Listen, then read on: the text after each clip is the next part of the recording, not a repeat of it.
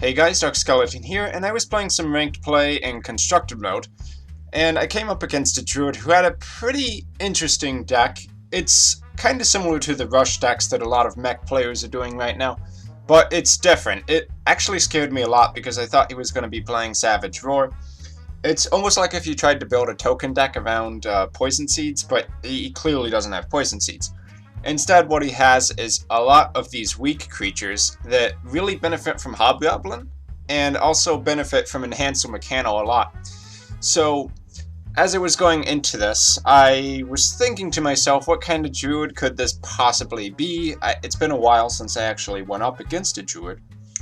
On turn 1, I decided to play my Northshire Cleric just because it uses the mana up, and I know I can back it up with Power Word Shield on turn 2, but because most druids in the past would try to go for a more late game play style, they'd be playing ramp or trying to wait until turn 9 for the Force of Nature Savage Roar combo. I really didn't see this deck coming at all, but as you can see, he's going to be overwhelming me quite quickly, throwing out a lot of these little weak creatures and really forcing me to kinda play my hand, which is not the style that this priest deck is supposed to run. It's a control priest, and that usually means you want to kind of stall things till the late game, but in this circumstance I knew that I would be in trouble if I played too slowly. Like when I was playing my pirates deck, which is also very aggressive, went up against a control priest, the control priest played too slowly. I think he even thought stole on turn 3. And I just had him completely dead before he could even Holy Nova on turn 5. And that's pretty much what I was worried about here. The potential for the druid to just outright slaughter me. So I didn't want to do it, but I felt I had to play the Shrinkmeister right there, which I thought was the right play.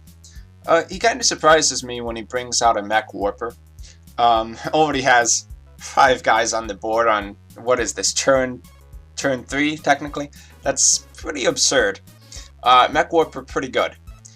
So here I go ahead and trade into that Annoy-o-tron just to get something dead. I don't know if this was the right move. Maybe in hindsight I should have actually held on to the Circle of Healing until turn 4. I thought maybe I'd draw a second Circle of Healing with this. It does get me 4 cards, but at the same time I'm giving up the Akanai Circle combo, which was risky to say the least. Without that Akanai Circle combo, he could possibly have just Savage Roared me if he had it. And I'm sure he is running Savage Roar on this deck, it's just too aggressive to not try to push for damage with a quick Savage Roar.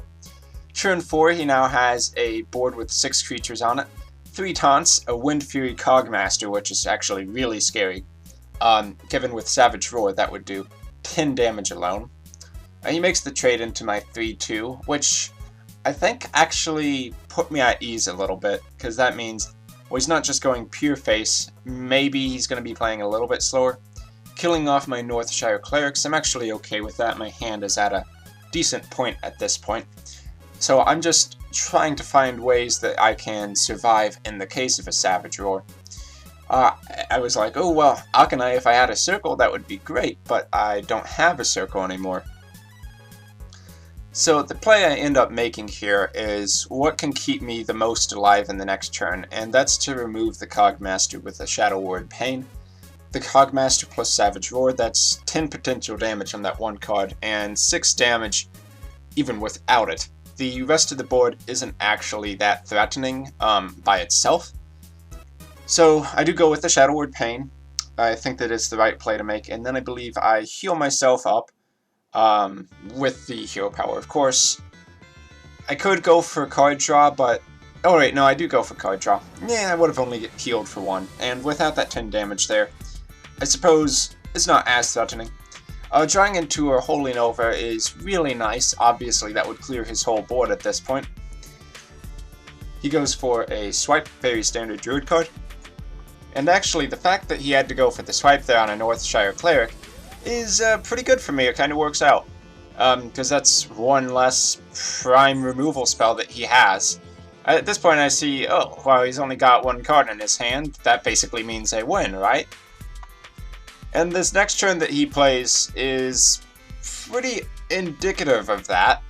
I think it would be hard to actually lose from this point. As the Control Priest, I have several good answers. Even if he had a big creature, even if he had small creatures, I can steal his stuff, I can blow his stuff up. And now with the Annoy Soul Priest Circle of Healing combination, I have an answer for almost every possible thing he could decide to throw at me.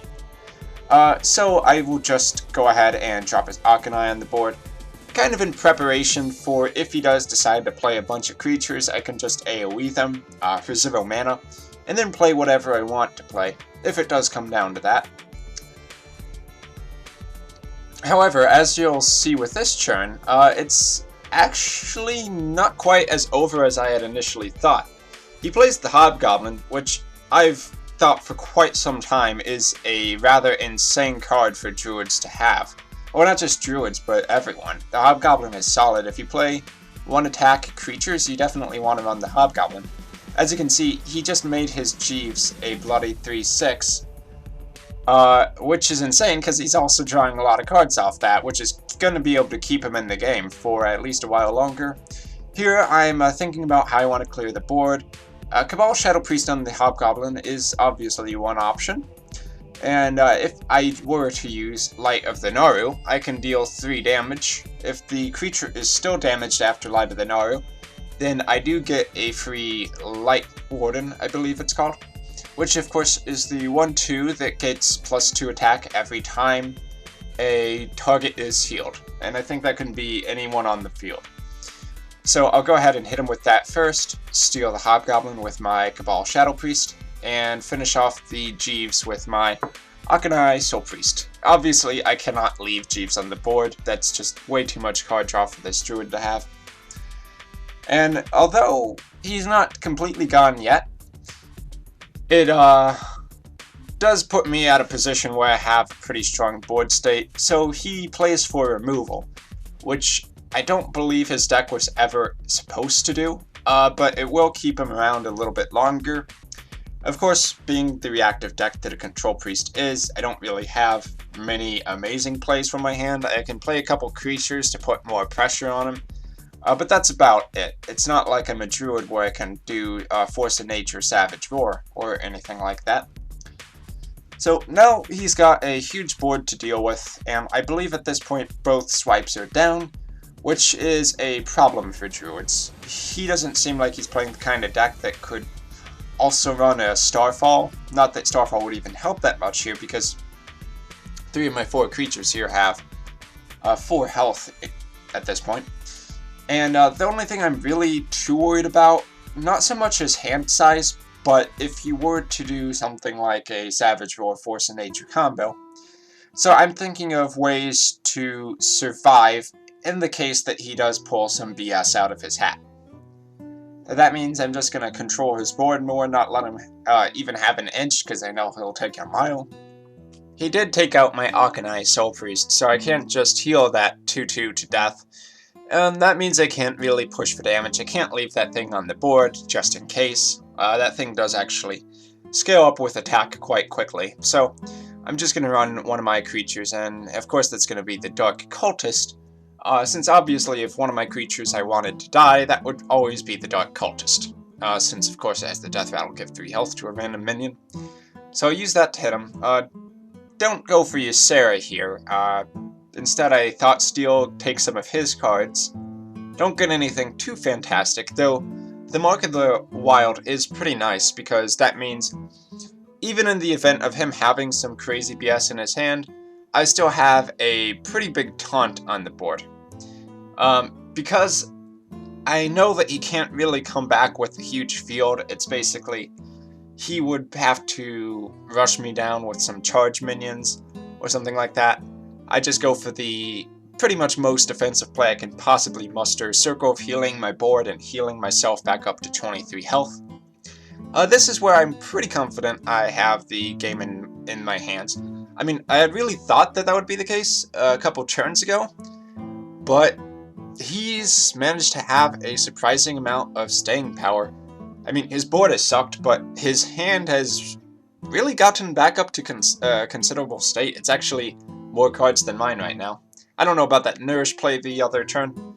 But hey, for an aggro deck to have this many cards on turn 10, that's actually kind of crazy. And this play he makes right here. A Hobgoblin into the Echoing Ooze. That's not a combo I thought of before, but it totally works, and it's actually insane.